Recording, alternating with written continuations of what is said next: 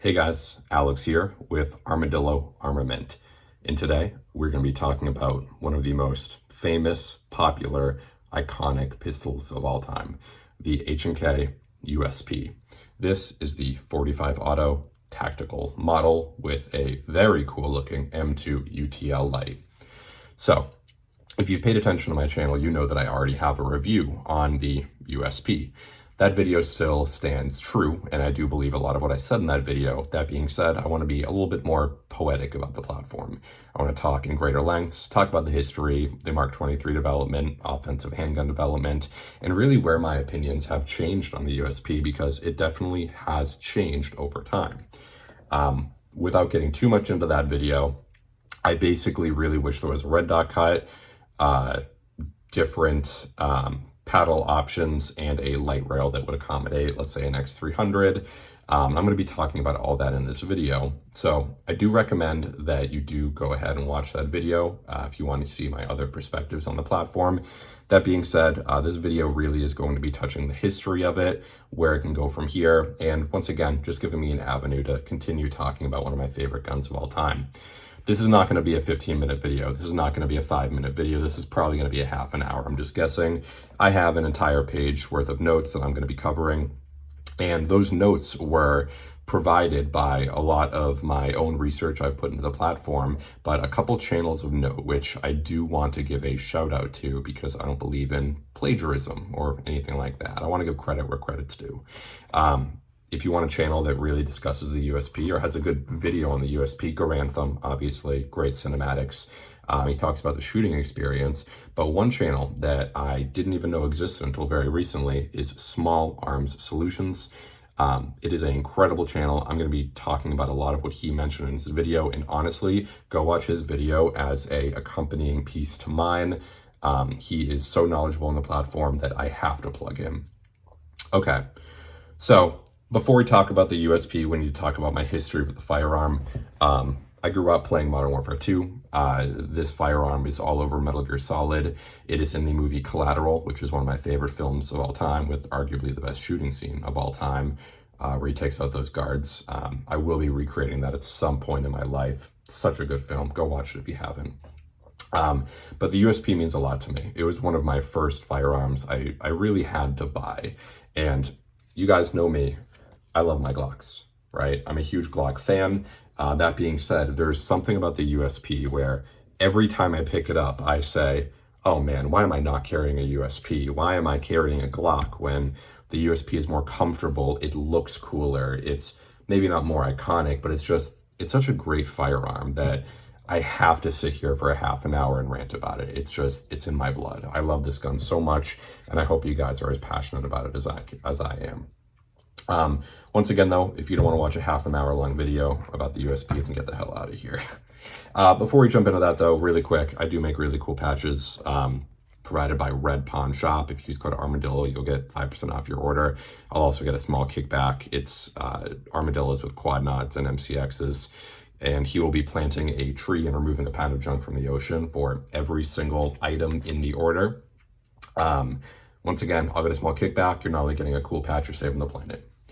All right, so onto the video, and like I said, I've got notes next to me that I'm going to be referencing, so strap in, get yourself a drink, get some pasta from the fridge. We're going to be here for a while. What are the origins of the USP? Well, the USP was introduced in 1990s. It was really a part of H&K's push to create a self-loading pistol, right? H&K pioneered polymer firearms, and they pioneered a lot of hammer-fired firearms and kind of like unique firearms. Think of the P7 as an example, and then their other multi-caliber pistol. If you want a good embodiment as to what HK was prior to the USP, think of the H&K G11. This was a project that cost them so much money that ultimately failed because it was the inner workings of a clock tower. It looked absolutely insane, and Germany was known for their innovation. HK was known for their innovation. And one really good quote that I really like from Hop on YouTube, I'll plug his channel too, is he says the most unique part about the HK USP was the fact that it was so normal. And honestly, he was 100% right. And I think that's a large reason why the USP was as successful as it was for modern military and modern police or law enforcement units. Um, but the USP really came from the Mark 23's development. The Mark 23 was the widely regarded to be the first offensive handgun. This right here is a Roland Special, which kind of is a modern offensive handgun, but the Mark 23 was a contract solicited by SOCOM in order to make a pistol that was smaller than a crew-served weapon or an AR-15. A Mark 23, the suppressor is like longer than an MP5. It is comically large, but it was meant to be the pistol that you went after the bad guys with, right? It wasn't a pistol that you were just stuffing in your pants. And that's very important that we're going to be speaking to here. The Mark 23, though, to end this little segment, it was aimed to provide a more practical size, efficient handgun for, let's say, law enforcement or SOCOM. It was smaller than a PDW while being bigger than a pistol and having the good attributes of being a larger firearm, right? Ballistics, recoil, being able to mount very high quality LAMs at the time, laser aiming modules. The Mark 23 ultimately failed as a program, and we're not going to be talking too much about the 23, but it ultimately failed as a program, not because it wasn't able to do what it was trying to do. The Mark 23 was incredible at what it did. It's a dual recoil system, its sights, its LAM, its capacity was decent for the time. But its longevity, it had a decocker on it that was completely silent. This is a SOCOM solicitation.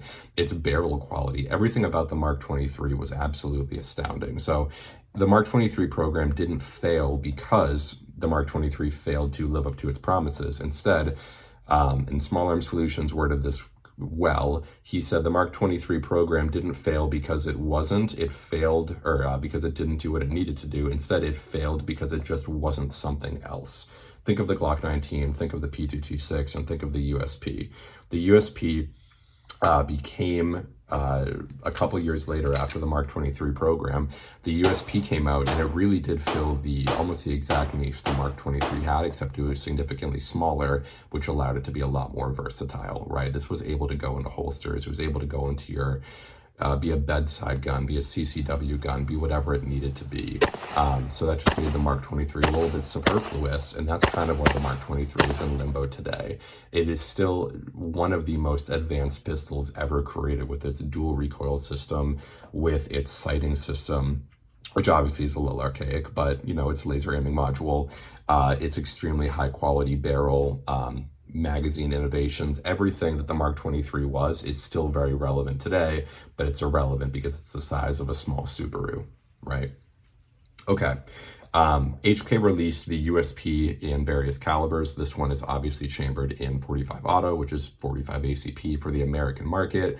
We will definitely be speaking about that rather shortly, but the USP was originally designed for 40 Smith & Wesson, right? Remember, the Colt Delta Elite chambered in 10mm was a massive failure of a program because we found that people couldn't shoot it adequately, and that, once again, it was kind of superfluous. We wanted a slightly smaller round for the weak Fed boy wrists. So the 40 Smith & Wesson was developed. 40 Smith & Wesson is a little bit more powerful than, let's say, 9mm. It's nowhere near as powerful as 45 Super, which we will be talking about. But the 45 auto cartridge was designed for the United States market. The USP was originally designed in 40 cal with 9mm shortly thereafter, coming out, I think, 1 year later.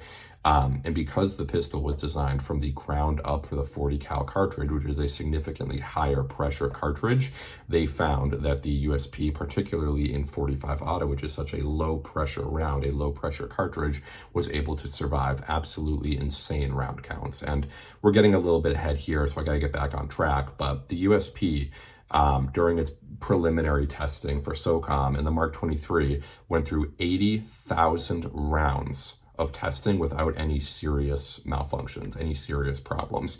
It is actually documented online that there is a armory, to my knowledge, with, and this was years ago, but a USP with 297,000 rounds through it without any massive stoppages. That is absolutely insane. The Glock is a fantastic handgun. It is widely regarded to be probably the most durable handgun of all time.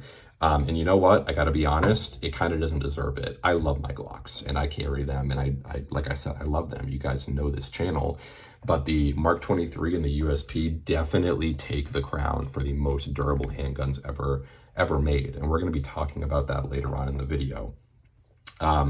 Once again, the USP, though, was built to bridge the gap between the traditional service pistol and a compact submachine gun like an MP5. It could take on a offensive role if needed, but, you know, it also was a smaller design. It was meant to be able to be used for self-defense or for the average layman. And I do have multiple videos on the offensive handgun. The Mark 23 obviously was the first offensive handgun solicited by US SOCOM. But the USP 100% fills that role today, or maybe not today, but it was able to fill the role of that offensive handgun weapon system while also, you know, decreasing the size to a much more manageable size. One other thing of note that I think is very interesting is when they were transitioning from the Mark 23 platform and designing the USP, they knew that they wanted to market it to law enforcement agencies. And law enforcement is very particular about their funding, right? In order to get a new service weapon, you're not only needing to buy the weapon, but all the accoutrements for it, which mainly at the time really wasn't a huge deal. Lights and obviously optics weren't really a thing. But you not only needed to buy the firearm, you needed to buy the leather or the kydex. It would have been leather back then that it would go in, which definitely adds to the cost. And then on top of that, a lot of law enforcement agencies prefer to use like trade-in systems, which HK really didn't have anything for, right? They weren't really able to accommodate that according to every single resource that I've seen. So they specifically designed the USP to be roughly $500 at the time. $500 in the mid-90s is obviously a lot different today. That's going to equate to probably around $1,000 today, as USPs really start at like $800 to $900 for the non-tactical models. That being said, they intentionally tried to cut the cost in order to make it more appealing to law enforcement agencies. And then lastly, I wanted to speak about the P229. We were speaking about the Mark 23 a moment ago. One of the largest reasons why the Mark 23 failed was because a lot of people really gravitated towards something like the P229, which was just as capable in a lot of ways, while also having a significantly smaller size and being significantly less expensive, really reaching that budget of about the $500, which is very, very important. So the USP in the 90s really tried to hit that budget of about to $500, $600, and it really paid off because a lot of great organizations adopted it. The German military adopted it as the P8, which we will be speaking about a little bit later. A couple things of note that I want to talk about features of the USP before we get into everything is, first of all, let's take a look at the magazine. The magazine in the USP 45 is holding 12 rounds. This is a metal zipper back magazine, which is pretty normal for the time period. Zipper backs aren't nearly as popular anymore, but this was a 12-round magazine, which is a improvement over the Mark 23, which held less rounds for a substantially larger firearm. You'll also notice that I have 45 Super in here, which is 1075 FPS, 255 grains. Yeah, that is screaming. We're going to talk about the dual recoil system coming up shortly. But one also really important part that SOCOM specifically solicited, which I found very interesting, was the fact that they wanted these magazines to be made out of metal. And I have a Glock here for a reason, because we're going to be doing a lot of conversions, or a lot of conversations around comparisons with them. Plastic magazines can swell. This doesn't, because Glocks have a metal inside. Older generation Glocks didn't. This is actually a aluminum or steel with a polymer-like encase around it, which is why these magazines are so durable. But metal magazines don't swell whatsoever. So when this was being designed for the United States Navy SEALs or the US SOCOM program, where they're going to be sitting in salt water or very austere conditions, they specifically wanted magazines that wouldn't have any swelling issues, which I think is really interesting. That's not something I would have ever thought of myself until I did the research on it. So hope you guys enjoy that fact as much as I did. The USP is obviously based off of the Browning locking mechanism, and I'm going to show you guys what that looks like. you will see here, well, I'm not even going to describe it, I'm just going to show it to you. It's a standard Browning locking mechanism. That little breech right there is going to lock upwards and create, a seal of sorts. It's what 99% of firearms on the planet, or 99% of pistols on the planet utilize nowadays. Browning pioneered it and everyone decided to copy. What other things did we talk about, or what other things did SOCOM want for the USP and the Mark 23 program? Well, that's a great question, and that's going to bring us to our safety selector and our decocker and our trigger mechanism, which is one of the largest pros of the USP. As you can see here, this is, to my knowledge, this is the version 1. I could be wrong there. I'll put it on the screen if I'm wrong, but this is able to, so this is a hammer-fired gun. This is able to go up for safe, go down for decock, and because it's a hammer-fired gun, when I pull the trigger, it is, of course, going to move that hammer back and then pull. Every subsequent shot after that is going to have a significantly better single-action pull. But this is something that SOCOM specifically wanted and HK designed and kind of made like a pillar of the design for the USP because they wanted it to be extremely accommodating to law enforcement, right? Think about it. How many people in law enforcement are right-handed? And now think of how many people are also left-handed, and think of the amount of people that started on revolvers and aren't used to a single-action, double-action gun like a P226 or, of course, the USP. And there's actually another model, or another couple models, one of which is called the LEM trigger, which is almost a striker fire design in the sense that it's manipulated, but really that comes from the DAK trigger, which is supposed to emulate a revolver, right? So what the DAK does is there is no single action whatsoever. Instead, it is just a lighter double action. This is obviously clear, but it is just a lighter double action. This doesn't have DAK, so it's hard to show you, but just imagine what I just did with a little bit less pressure. In many ways, it's going to be similar to a Glock. A lot of people like Glocks because, or M&P, choose whatever gun you're imagining. A lot of people like Glocks because the first trigger pull is the exact same as the last trigger pull. DAK, while I really like DASA guns, so double action, single action guns, a lot of people grew up on revolvers and didn't like the initial trigger pull being very heavy and then the subsequent trigger pulls being very light. They thought it would kind of mess with their brain. I don't understand those people, but at the same time, you know what? HK was smart and they decided to support it. LEM is, of course, a slightly modified version of that, which I'll be making a video on in the future. Lastly, this does have a adjustable trigger stop, which I will try and show you guys. But basically, there's a little screw in there that you can adjust this trigger stop at the end and really take out the additional slack with the trigger. The not the P226, the USP trigger is quite great. I do see a lot of people saying that it's not as good as, let's say, like a CZ Shadow 2 or a P226, and you know what, they might be right, but those are apples and oranges. For a combat handgun that's made out of a lot of polymer and wanted to be like hit a certain price point, I think that it is perfectly adequate. If I were to guess, I'm guessing that's probably about 10 pounds. I could be wrong. I don't really care because people that overly talk about triggers are cringe. But the single action is pretty good. So you break up that little, that's just a bunch of dead weight, a bunch of slack. And that last pull at the very end there is quite light. I happen to like the USP trigger really a lot, to be honest with you. And I find people that complain about it just, I feel like they're just really bad at shooting. So the modern trigger mechanism, or just the trigger mechanism that they put on this firearm, is fantastic. Being able to swap this from the left side of the firearm for right-handed people to the right side with just a simple HK armorer or someone that, is able to work on HK guns is absolutely genius. You're able to remove the safety feature, and you are also able to remove the decocking feature if you want. I like having both features. I like having, first of all, just for its historical significance. But I mean, when you think of Glocks don't have that feature whatsoever. And that's why a lot of people, a lot of older people don't like Glocks. They think they're going to go off in their pants.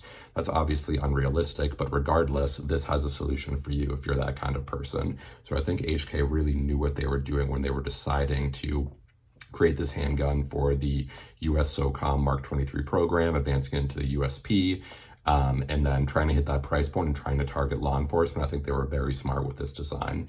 The Mark 23 does have a silent decocker, which I did mention previously. That's a really cool design that didn't make its way into the USP.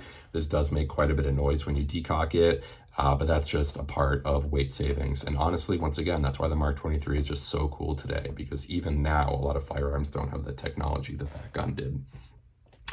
Okay, the original USP did not have polygonal rifling, which was a HK staple. Now, what polygonal rifling can do is it can technically aid in FPS, it can aid in longevity. I don't really know, to be honest with you. I don't really think anyone knows. I know a lot of people like it and a lot of people don't like it.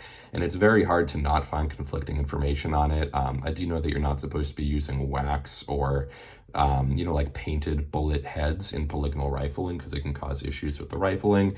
That being said, there was a large outcry when they didn't have polygonal rifling in the original USP, like for the P8, which they gave to the German military, to the point where HK from then forward decided to give it its polygonal rifling, which you're probably not going to be able to see, but hey, maybe you can. And then lastly, a extremely important part of the USP is going to be the recoil reduction system. Now, a huge aspect of the USP's longevity and its soft recoil is going to be this dual recoil system. And I've specifically put this USP mat in front of you so you can see what the firearm looks like dissected. YouTube, if you're watching this, I do not have any unregistered firearms. I did not show my YouTube audience how to take apart the firearm. This is simply a spring that you can buy off the shelf and get shipped to your door. It is not a firearm. So the USP recoil system is extremely interesting, and I actually didn't know much about this when I made my original review, and I guess that's why I'm here today. This is a dual captured recoil system. So essentially what's going to happen, and unfortunately I can't show it to you in the firearm, but you can take a look at this mat right here. When the weapon reciprocates, the larger spring right here is what is going to move. That's going to allow the slide of the firearm. I'll show you on this Glock right here. That's going to allow kind of this movement, right? The reciprocation that's going to, chamber a bullet into the gun, right? Just pretty basic stuff. That is what this large spring does. Now, when it is reaching about 80-90%, it's hard to say, but 80-90% of the total length of that has been taken up, it is then going to move into this significantly shorter but heavier spring. The spring is extremely tightly or extremely heavy, and what that's going to do is it's then going to eat up a lot of the recoil before it slams in to the frame of the firearm, right? This last motion back here. And now when people attribute the USP to being a absolutely bomb-proof firearm, it's because it is able to take plus P and plus P plus 40 Smith & Wesson and 45 ACP and 9mm loads without it really affecting the frame whatsoever. And that is very heavily attributed to this smaller spring right here.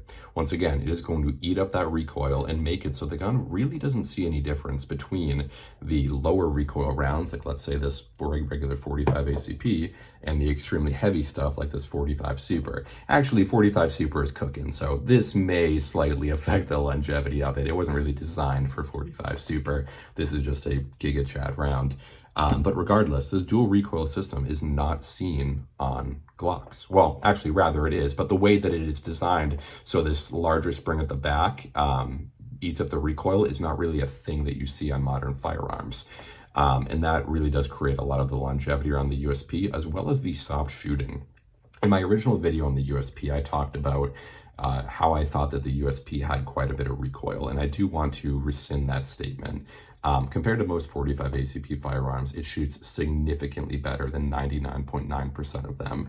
I think that was mostly just due to my over-reliance on compensators and my, shooting very high spec ammo, not having a light, not having a dot, really not being used to the platform. The USP shoots fantastic, and I've grown to like it a lot more, but it is a different recoil impulse. Because this spring does eat up the recoil at the very end, it's very easy to feel that the initial recoil is, like normal 45, but then it dampens at the very end, which is what I think threw me off. The 45 ACP variants, according to Small Arm Solutions, he says it's the most noticeable on the 45 ACP, like the tactical that I have. And I definitely agree with him now that I've spent more time on the platform. The dual recoil system is absolutely phenomenal. This did start life as a non-captured recoil spring assembly, and HK did change that eventually to this captured system. And once again, whenever you think of the USP, yeah, think about the movies, think about the video games, think about all that. But when I think of the USP now, I actually kind of think of this system because it really is like the bread and butter of the USP, just how smart of a design this was from the HK engineers. Now, one other bit of information that I've learned that actually kind of blew my mind is, and if you look on this mat right here, this takedown lever is obviously made out of a very high quality polymer outer piece, but then a steel inner piece. Now, when this is inside the pistol, this takedown lever is going to be riding at the end of this recoil spring assembly. And the HK USP frame, I can't show it for you guys, but the USP frame doesn't have very much in the way of metal inserts. Those metal inserts are right about there. Compared to a Glock that has a lot more metal inserts, or a 1911 that has a huge metal insert across the entirety of the firearm, right? The rails. The USP doesn't really have that. It just has these tiny, chintzy little metal pieces. That is because the takedown lever on the USP really does about 95% of the work when the weapon is reciprocating. So not only does this spring right here take up a lot of the recoil and take a lot of the impact off of the slide slamming into the back of the frame, but also a vast majority of the recoil is instead put right here for the fracture points, and then as well on that takedown lever, which once again is definitely attributed to its fantastic reliability and why these guns are able to get 300,000 rounds without the frames cracking. In 1911s really can start cracking frames at like 10,000 rounds, depending on the loads that you're giving it, which is a sentence I never want to say again. But the USP is able to get 300,000, and that really is because HK is just so teutonically intelligent that they knew that taking that load off of the rails of the firearm, like this Glock, and instead putting it on just giant pieces of steel, and not like worrying about the density of the polymer, right? Because if your polymer doesn't need to do any work, then why worry about making like huge rails for it, right? Like a 226. A 226 has massive metal rails where that slide's going to glide on. The USP, they just completely circumvented that issue. And honestly, like I said, when I think of the USP, I think of this recoil system now. Really great work from HK, and really opened my eyes to just how intelligently designed this firearm was.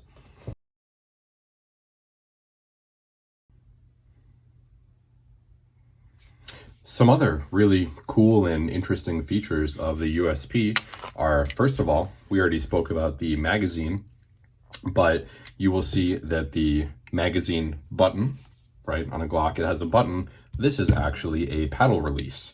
Now, paddle releases are really interesting. Some people love them, some people hate them. I'm ambivalent to them. I like them in concept. That being said, one large detractor of this one is the fact that when my hand is obviously on the grip of the firearm and I push down that magazine release, or I insert the magazine very quickly and forcefully, I find that this piece can actually pinch my hand a little bit. And I complained about that in my prior review, saying that the gun requires a blood sacrifice, and I stand by it. That is true. It's a little annoying when I have a giant callus on my finger every once in a while after a long range day. But paddle releases are really cool because they are intrinsically ambidextrous. I actually actuate releases a little bit differently than most people. What I do is I kind of alternate my grip slightly, and I use both my pointer finger and a lot of the times my thumb, and I push down together, right? That being said, if I just want to use my pointer finger, I can do that. And if I just want to use my thumb, I can do that. So there are definite benefits to a paddle style release. Once again, because this is able to be flipped, law enforcement departments, they want to be able to accommodate left-handed shooters, and HK knew this, right? This is able to be flipped, and this is obviously ambi. One thing that's not ambi is this right here. This is just on the left side of the firearm, and to my knowledge can't be flipped because there's no cutouts here. I could be wrong there, but I doubt it. And this is very similar to a 1911 in the sense that it is huge. So during the reload process, instead of with a Glock, you just have a tiny little nub right here that I like. I love this a lot. It's very comfortable. But instead of just having that, you get this entire, almost like a pedal that you can push down, and it's impossible to miss.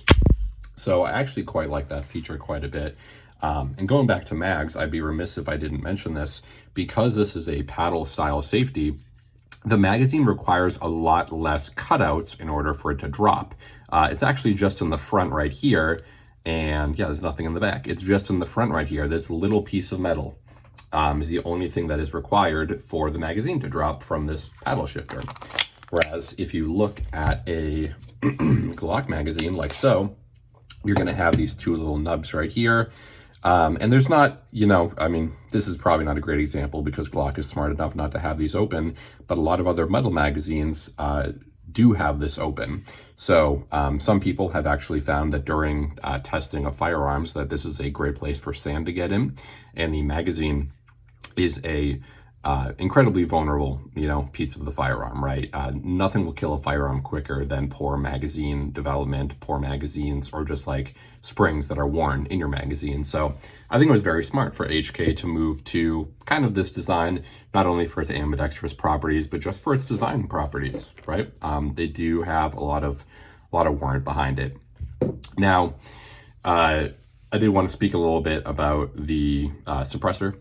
It is widely known that the USP and the Mark 23 are kind of the best 45 suppressor hosts on the planet. I have very little experience suppressed, and I've never used this suppressed, but from what I've seen, these don't require any like serious tuning. They don't need specific suppressors, and they're just meant to work. And as far as I can tell online, I've never been able to find the exact contractual requirements from SOCOM, but as far as I can tell, SOCOM really did request that. They said, hey, we want to be able to put on a suppressor and have very minimal POI, POA shifts, and we don't want to have to tune anything, and we want it to just function. So as far as I know, HK was very aware of that, and that's why these suppressing works so well, which is obviously a part of the recoil system, right? The recoil system being designed that way. And these are actually left-hand threaded, which is also pretty interesting. A lot of companies don't do this. Left-hand threading means that suppressors have a knack for walking off, especially pistols. And it happens with rifles if you're not using a mounting like a Surefire mount, right? A left-hand mount or a left-hand threading is going to mean that the suppressor is actually going to tighten. Instead of loosen, it's going to tighten as it moves in that, like cylindrical pattern, whatever you want to call it, clockwise. So that's a great feature. It just means that if you are on an operation, your suppressor is never at risk of falling off, right? Granted, it may get a little carbon fouled and it might lock on there pretty well, but hey, you know what? It's better to have it on there than for it to fall off when you're doing something. And then lastly, I just wanted to go back to the slide really quick before we continue with the rest of the video. One thing that's always really interested me about the USP is that even though it is such a lightweight handgun, but it looks so like aggressive, which is also a great point I should make. The gun is extremely lightweight, even compared to like a Glock. I would say the frame is it just feels a lot lighter. Yeah, a lot greater to manipulate. But going back to the slide is interesting with just how easily it is able to be actuated. So if we go to this Glock 45 right here, which is my Roland Special build, it requires a lot of pressure to do this. And I've dated some women, and none of them are ever able to manipulate my firearms. The USP is one of the only ones that they can. The USP slide is, you can easily do it with 2 fingers, and this isn't very like heavily oiled or anything, and not even that broken in. This has less than 2,000 rounds. But I am able to, if I want to grab it from the back, like I'm born in the 90s, or this is 1990s or early 2000s, the slide serrations are fine back here, and you have a little ledge, and this is extremely easy to do, but I'm a front check, press check kind of person, right? And I am able to easily press check this with 2 fingers. And I think it gets even easier on like the export models. No comment on the compact. Maybe it's a little harder on those because I'm assuming the springs are probably heavier. But regardless, I always found that very interesting. Um, and it further compounds with the idea that this is just a very high quality firearm, right? Similar to a high quality 1911, those are very easy to kind of like manipulate the slide and everything because of just like the craftsmanship and how tight everything is. But not tight as in overly tight, tight as in how like perfect everything fits together. This isn't like that, but it's kind of in the same feeling of it where I can just tell it's high quality by how smooth everything feels. This feels great. The trigger feels great. The slide stop is huge and feels great. And then going back to the decocker is very smooth, right? It's not very segmented like a lot of other cheaper decocker equipped guns. So just more and more reasons to love the USP that I had to throw in here.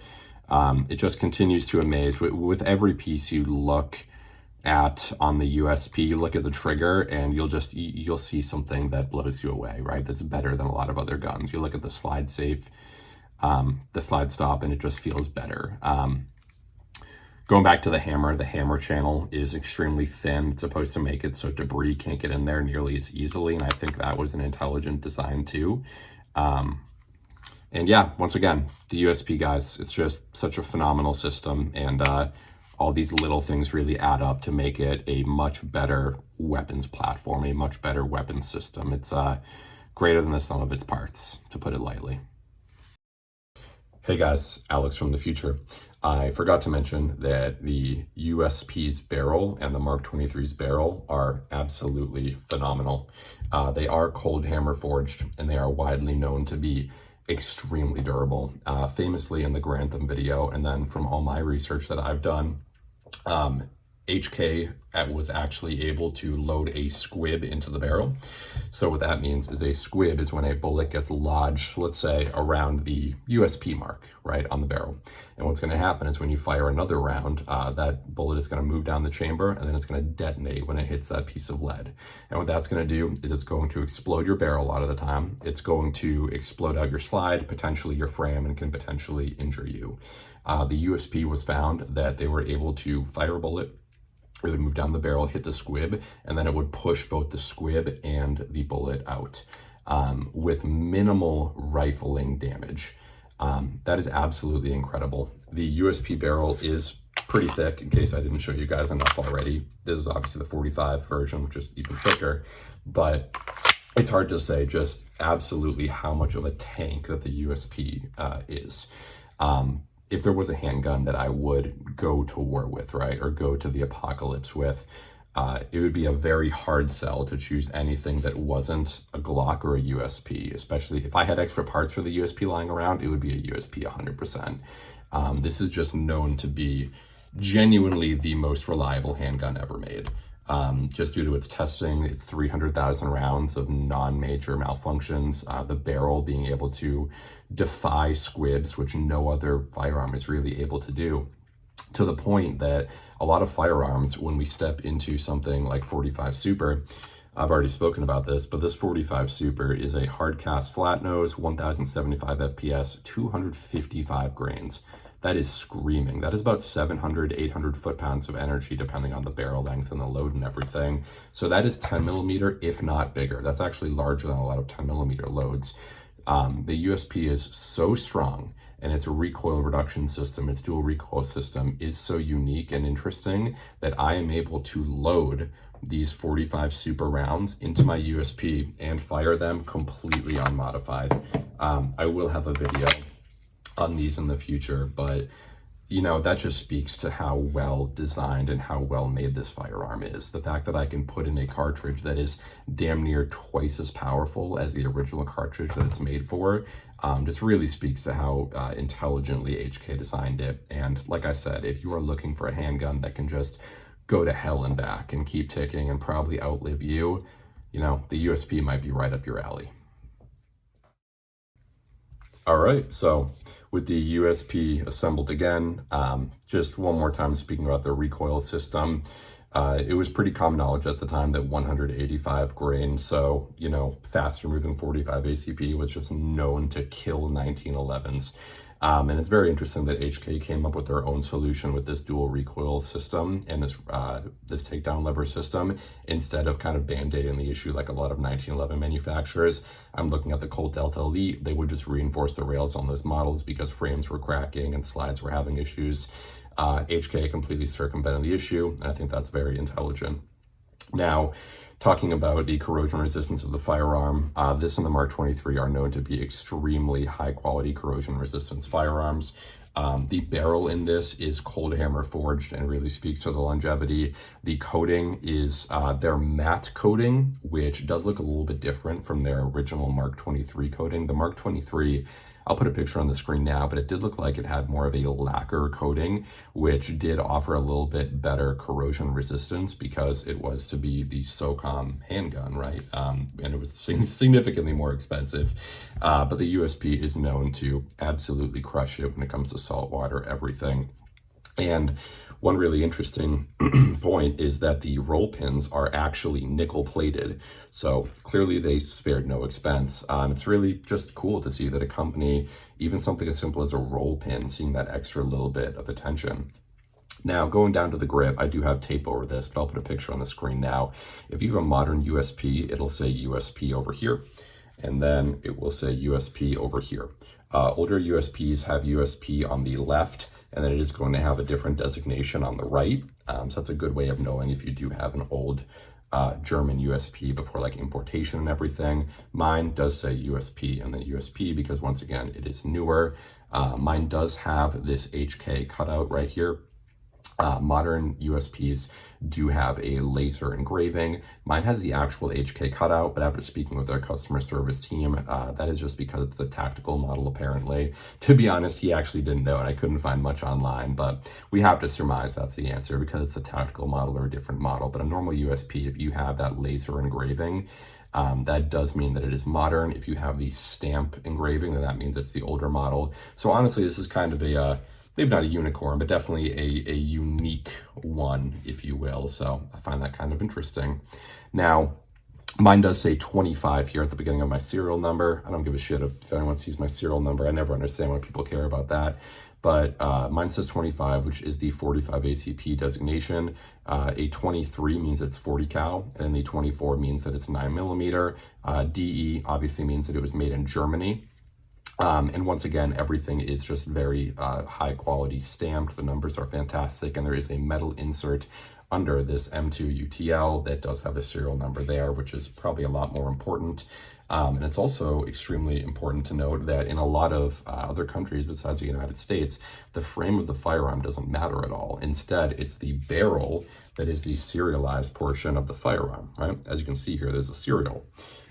So for me, that doesn't matter because I'm a US citizen, but for many other countries on the planet that have tyrannical governments that don't believe they should own firearms, the barrel is actually the restricted part, which I find extremely interesting and honestly probably makes a lot more sense than a frame being serialized.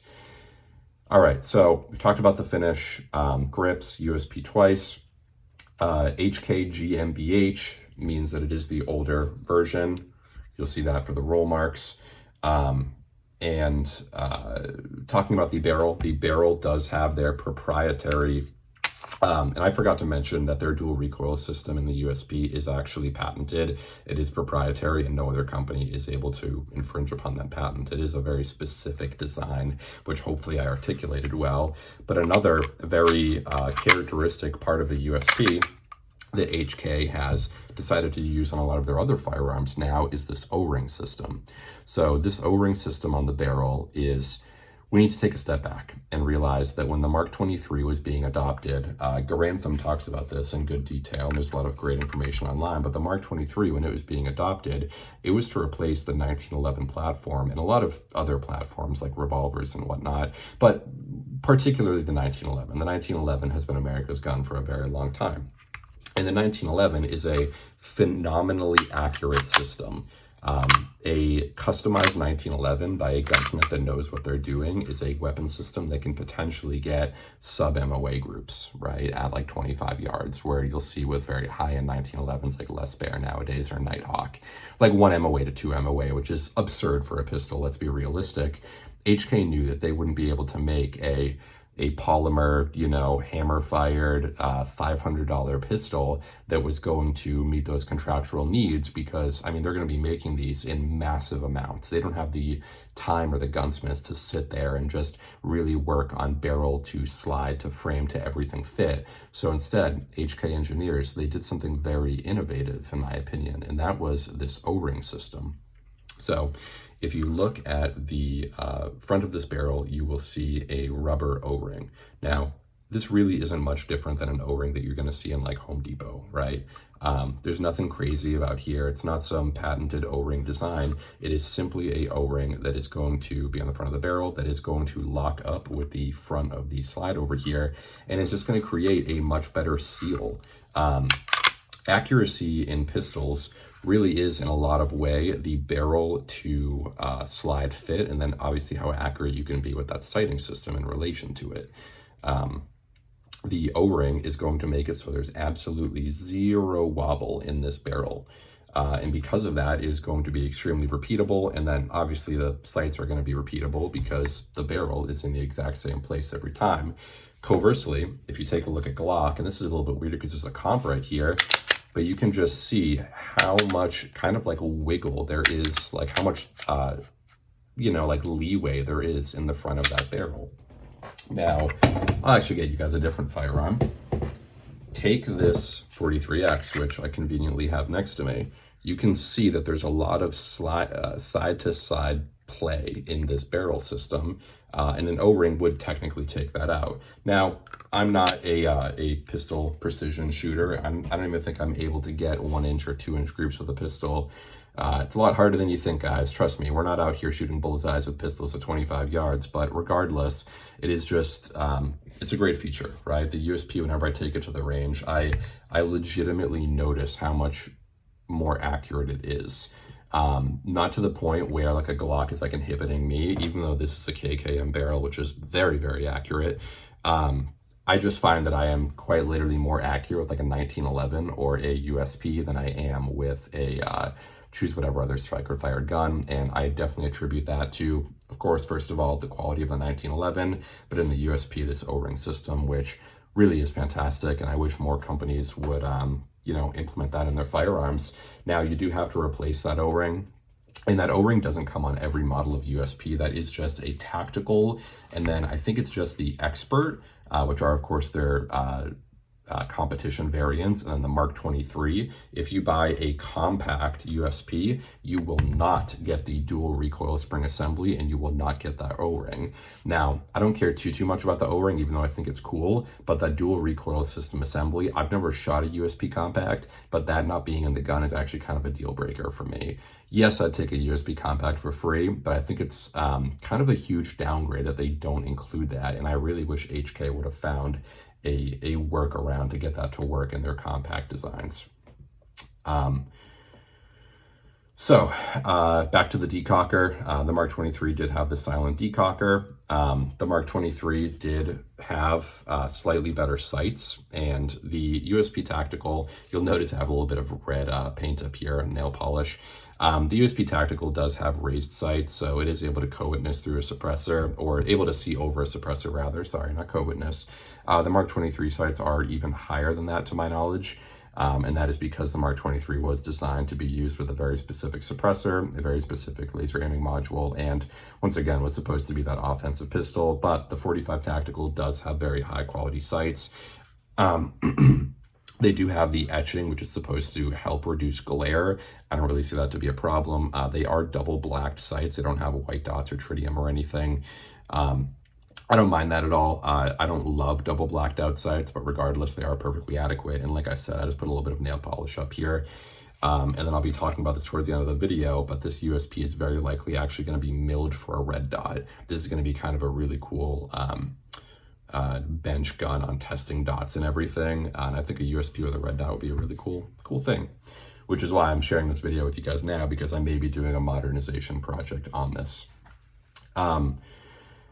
We're nearing the end of the video, guys, but the USP 45 really was just so loved by Special Operations Forces when it was released.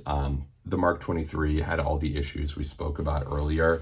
And like I said, it wasn't that the Mark 23 program was bad or that it failed to do what it tried to do. It actually did everything that it was designed to do damn near perfectly. The problem with the Mark 23 program is that it wasn't a Glock 19 or it wasn't a 226. And by that, I mean a 226 is able to just hold 15 rounds of 9mm or 17 rounds of 9mm while being significantly smaller than like I said, a USP is already huge. A Mark 23 is even bigger. So the Mark 23 program ultimately failed because of that, but the USP, because it did make small changes and made the overall size of the firearm significantly smaller and then modernized a couple other things, it's very hard for me to give you guys like actual proof of this, but as far as myself and other people have been able to tell, Special Operations Forces absolutely loved the USP, especially in 45. 45 ACP is America's cartridge, and when 1 year later the USP 45 did come out, and it was imported into the United States, they, we do hear very fond stories of the firearm, and is currently still being used, of course, by the German military, but also some United States forces, and you can see it all over the world. 9mm USP came out within 1 year of the USP really coming out. The only real differences between the 45 and the 40 Smith & Wesson and the 9mm version, on the 9mm version, because 9mm is such a weaker round than 40 or 45, not that much weaker, not substantially, but it is a little bit weaker. Because of that, the 9mm slide actually does have additional cutouts in the back here in order to lighten it, so it is able to properly reciprocate, feed the rounds, and just operate to HK spec. The USP 45 was made in 1995 for the US market, once again, because we love 45 so much. And really, that's the end of the USP story. And ever since the late 90s, early 2000s, the USP has remained unchanged. The issues nowadays that I have with the USP are, of course, going to be this light rail that we'll be speaking about in a moment, but this light rail not working with X300s or TLR7s, and then this not having like an optic cut. Otherwise, if those issues didn't exist, this very well could be the greatest pistol ever created. It is still state of the art today. The Mark 23 does have a little bit more features than the USP, but the USP really is just a slightly smaller Mark 23 with a couple differences, very minor differences. And the USP and the Mark 23 still 100% are the most technologically packed pistols that exist today.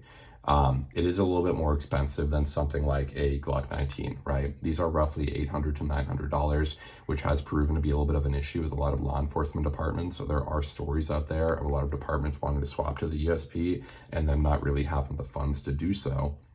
But once again, it has seen significant experience all over the world as the P8 designation that has had great success. And then once again, just bringing you through the weapons, this recoil reduction system is such a massive plus that I really do think it outshines Glock in a couple of ways, even though I love my Glocks. Like I mentioned previously, the USP did go through 80,000 rounds of preliminary testing without any other major malfunctions. There are USPs out there with 297,000 rounds without any major failings, with it continued to be testing today.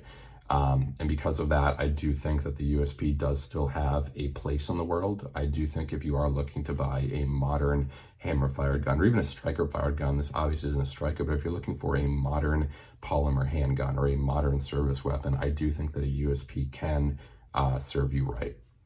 Now, there are a couple more brief things I want to talk about before we finish off this video, and that is going to be, first of all, the improvements in the light. As I mentioned a moment ago, I really wish that the HK would come out with a version 2 of the USP that does have a standard Picatinny rail that would allow an X300 to mount. That would immediately take off the number one issue with the USP, and that is the fact that for the longest time, military and law enforcement really wasn't running lights whatsoever. Their SOPs actually stated not to run lights, just for gear standardization. That's not really a thing anymore. As I want to bring up a recent event, the Secret Service that we saw a couple months ago during the assassination attempt. We saw guys running acros and weapon lights on their pistols, right? A lot of them not running anything, but arguably the most popular configuration you'll see today is very similar to this. This is a Glock 45 with an acro. Take the comp off, but with an X300. This is extremely popular with a lot of special operations forces and then law enforcement departments. So I would like to see a Picatinny rail on this that would definitely launch it into the 21st century. That's without a doubt my largest problem with the USP. Other than that, in terms of minor changes, and well, I guess not so minor, I would love to see a red dot cut. Red dots are no longer the future, they are the now. And if HK ever does decide to make a version 2 of the USP, you don't need to eliminate this. Keep this as a historical firearm. Allow you to buy the version 1. But if they ever want to make a version 2 that does have these modernizations, I would love to see the light, and then I would also love to see a red dot cut for, let's say, an RMR, or they can come out with their own red dot. HK is known for their LMGs, small arms, even large arms, to that matter. HK kind of does everything. They can make their own red dot for all I care. But the USP, if it did fix these two issues with the light and then the optic, I would genuinely consider this to be potentially the best hammer-fired polymer pistol that exists today. It definitely deserves a place in your cabinet, in your safe, on your nightstand. And if you're as nostalgic about the platform as I am, then also, just from a nostalgia standpoint, you should own a USP. It's such a fantastic gun, guys. I'm really glad that you stuck around to the end of this video. If you did, comment down below if you have a USP. Tell me about your stories with it. Tell me about how you feel shooting it. Talk to me about the Generation 2 USP idea. And if you have anything to contribute, I'd love to have a conversation with you down below. Check out my older video on the USP review, and then check out my recent video on this M2 UTL. This is a really cool, authentic mid-90s light that pushes out a whopping 80 lumens, I know. And once again, guys, thanks for tuning into the video. I hope you enjoyed it. I'll catch you guys in the next one.